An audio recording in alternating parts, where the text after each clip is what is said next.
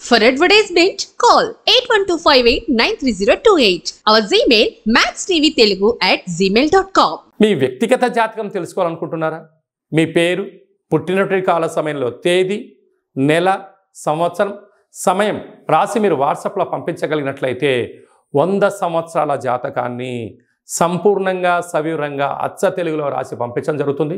మీరు పుట్టినప్పుడు గ్రహ గమనాలు ఎలా ఉన్నాయి, ప్రస్తుత కాలమాన ప్రకారంగా ఎలా ఉంటున్నాయి, భవిష్యత్తులో ఎలా ఉండబోతున్నాయో సవివరంగా కూడా మీకు తెలియజేయడం జరుగుతుంది. అలాగనే చాలామందికి డేటా బర్త్లు లేనటువంటి వారికి మీ పేరు యొక్క మొదటి అక్షరాన్ని అనుసరిస్తూ ఆ రాశిని తెలియచేస్తూ రాశికి ఉండబడిన గ్రహ గమనాలను తెలియచేస్తూ కాళభైరవ ఉపాసన చేత రమణ శాస్త్రం ద్వారా భూత భవిష్యత్ వర్తమానాన్ని తెలియజేయడం జరుగుతుంది. కనుక ఆసక్తి గలవారు ఈ కింది నెంబర్ని వాట్సాప్ కాల్ ద్వారా కానీ ఆన్లైన్ ద్వారా కానీ ప్రత్యక్ష ప్రసారంగా కానీ సంప్రదించి జ్యోతిష్య వివరాలు తెలుసుకొని జాతకంలో ఉండబడినటువంటి యోగాలను తెలుసుకొని ఆటంకాలను తొలగించుకొని జీవితంలో అద్భుతమైన బంగారు భవిష్యత్తు అందరికీ ప్రసాదించాలని మనసారా కోరుకుంటూ ఆశీర్వచనం. మీనరాశి వారికి గురుమంగళ యోగం ఉన్నప్పుడు ఎలాంటి అదృష్టం కలుగుతుందో ఈ వీడియోలో సవివరంగా సంపూర్ణంగా తెలుసుకుందాం. మీనరాశిలో ఏ నక్షత్రాలు వస్తాయి అనగా పూర్వాభాద్ర నక్షత్రంలోని చివరి పదం 4వ పాదము, ఉత్తరాభాద్ర నక్షత్రంలోని 4 పాదాలు, రేవతి నక్షత్రంలోని 4 పాదాలు కలిపితే మీనరాశి. చాలామందికి పుట్టినటువంటి కాల సమయంలో డేటా బర్త్లు లేనటువంటి కారణం వలన పేరు యొక్క మొదటి అక్షరాన్ని అనుసరిస్తూ రాశిని తెలుసుకునే ప్రయత్నం చేద్దాం. ది, దుమ్, షం, ఝా, దా, దే, దో, చా, చి అక్షరాల వారందరూ మీనరాశి జాతకులే. మీనరాశికి అధిపతి దేవగురు బృహస్పతి. వీరికి ఒకవైపు ఏలనాటి శని ప్రారంభ సంచార స్థితిలో ఉండడం, రాశిలోనే రాహు సంచారం చేయడం, తృతీయంలో 12 సంవత్సరాల తర్వాత దేవగురు బృహస్పతి చేత కుజుడు సంచారం చేయడం వల్ల గురుమంగళ యోగము అంటారు.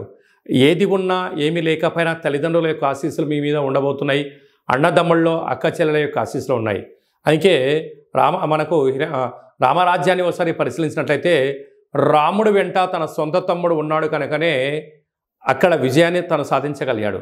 రావణ బ్రహ్మ వెంట తన తమ్ముడు లేడు కనుకనే అపజయాన్ని ముట్టగట్టుకున్నారు అన్నట్లుగా ఈ యొక్క మీనరాశి జాతకులకు అన్నదమ్ముల అక్క చెల్లెల సకుటుంబ సపరివారం వీరి వెనక ఉంది కనుకనే వీరి యొక్క విజయాన్ని ఎవరు ఆపలేరు అని చెప్పి గుర్తుపెట్టుకోగలగాలి.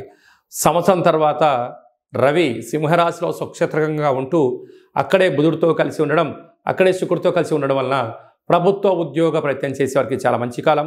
ఉద్యోగంలో ఉండబడే ప్రమోషన్, మీరు ఏ ప్రాంతం అయితే అనుకుంటున్నారో దానికి ట్రాన్స్ఫర్ అయ్యే అవకాశాలు చాలా అధికంగా ఉన్నాయి.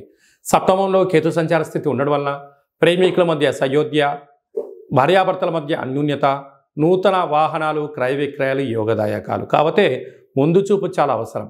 30 సంవత్సరముల తర్వాత శని భగవానుడు కుంభరాశిలో మీనరాశి వారికి వ్యయంలో వక్రగమన సంచార స్థితి ఉన్నప్పుడు విశేషంగా ఖర్చులు పొంచి ఉన్నాయి, వాహన ప్రమాదాలు పొంచి ఉన్నాయి.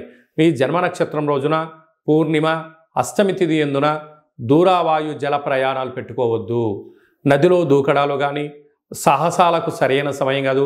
ఎలక్ట్రికల్ వస్తువులకు, ఐరన్ వస్తువులకు, ఎలక్ట్రానిక్ వస్తువులకు తెలిస్తేనే మీరు పనిచేయండి, తెలియకపోతే నిపుణుల యొక్క సలహా తీసుకొని పని చేయించుకోండి తప్ప చిన్న పనులు కదా అని చెప్పి అపార్థాలకు దారితీసిందనుకోండి సర్వము నిండా మునిగిపోయే పరిస్థితి చాలా అధికంగా ఉంటుంది. హాస్య నటులకు, యూట్యూబ్, వాట్సాప్, ఫేస్బుక్, క్రియేటివిటీ రంగాల వారికి, జర్నలిస్ట్ వారికి, స్వయం వ్యాపారస్తులు, సొంత కార్యక్రమాలు నడిపించే వారందరికీ కూడా ఎలనాటి శని ఉండినను ఇది చాలా మంచి కాలము అని చెప్పి గమనించాలి.